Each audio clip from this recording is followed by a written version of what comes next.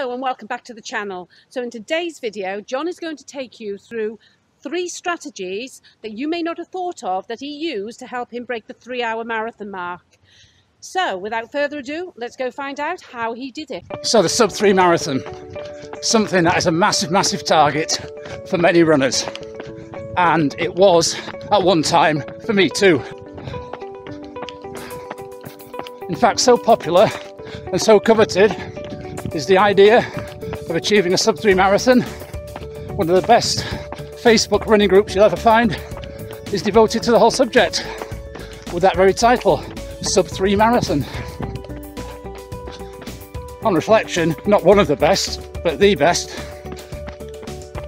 Between the autumn of 2001 and the spring of 2002, I managed to knock over 20 minutes off my marathon time to achieve that magic target.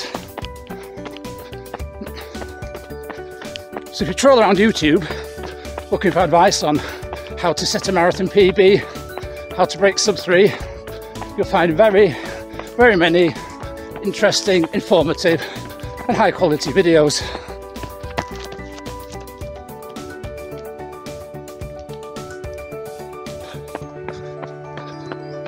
And I would very much endorse the key messages coming out of the best of those videos.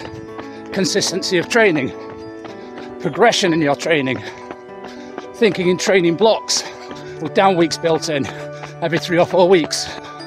The importance of thinking holistically, getting your strength, conditioning, mobility, nutrition and hydration right. The importance especially of getting many carrots into your diet.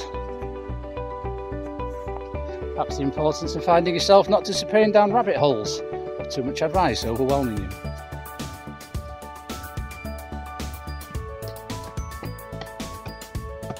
However, there are 3 things I did that were really important in my progression from 3:54 to 2:54, which I haven't heard covered and I want to share with you in this video.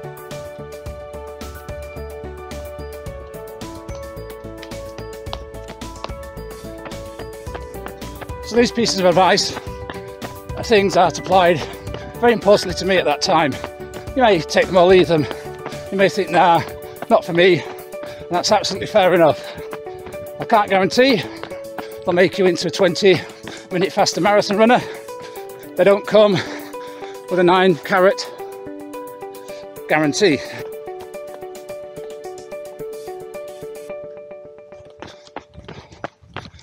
So the first thing I did that feels really important in getting me that sub 3 was training with other people. I was fortunate enough to have joined Barnsley Athletic Club, and at that time there were several of us all at a similar stage in our running development, all shooting for that sub 3 goal.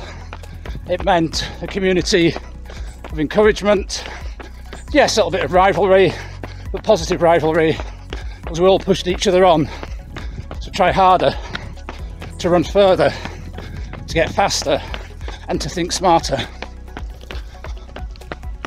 Also in the club were several runners who had achieved that sub 3 mark and way beyond. Fortunate enough to train the sub 2:30 marathon runner.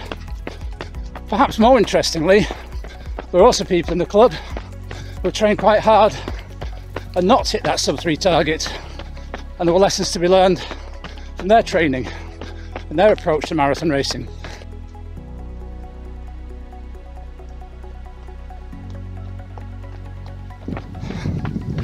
So a training week looked like Monday solo running, Tuesday club night, which would be an organised speed work tempo threshold session. Wednesday I gather 3 or 4 friends together and we go for a medium long run. Thursday club night again. Friday solo running, Saturday possibly a group session, then Sunday long run, also in a group.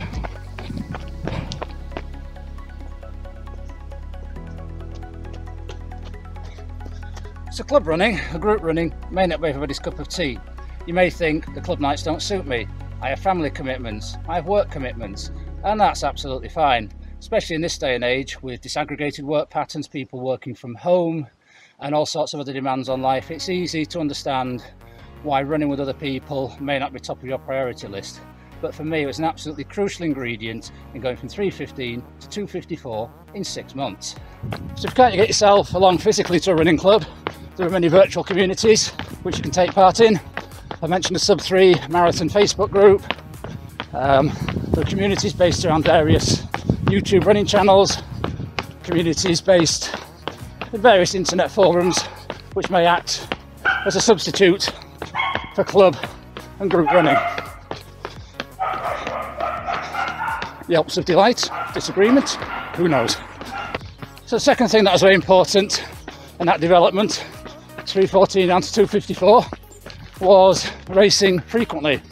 Now again, this is something you may take or leave, but being part of a club that was a competitive club, they had a club championship and club points leagues, and being a new and developing runner, I wanted to finish as high as I could in the leagues, in the championship, and to do that meant running most of the qualifying races.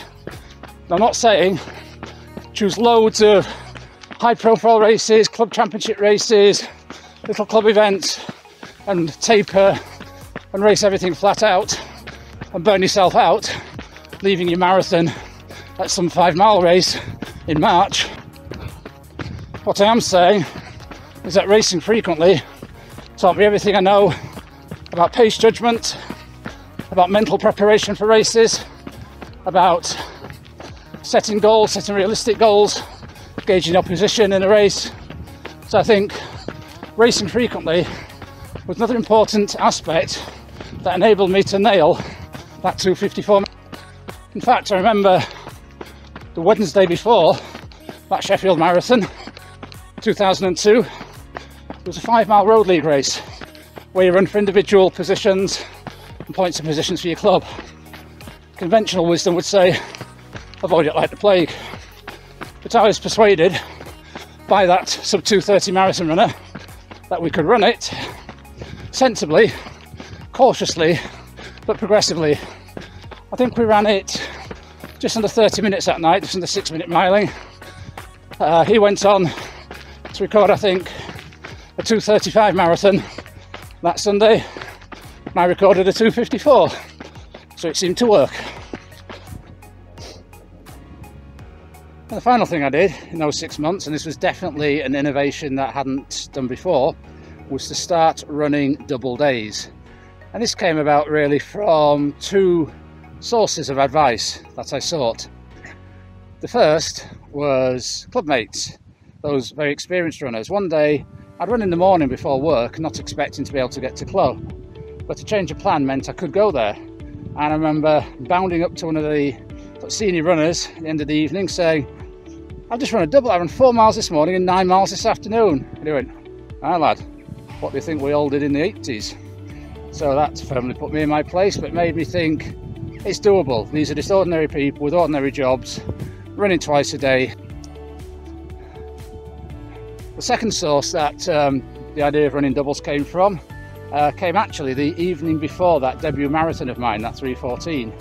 I wanted some inspirational running reading.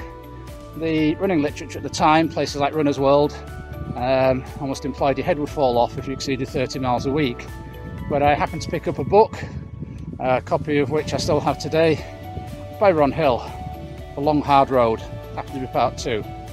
And as I turned each page, there was revealed an ordinary man, ordinary job, running to work, perhaps running home from work, sometimes running on his lunch times, but running twice a day. Famously, he ran twice a day, 6 days a week, and then once, I think on the Sunday and the weekend, every day for 50 odd years.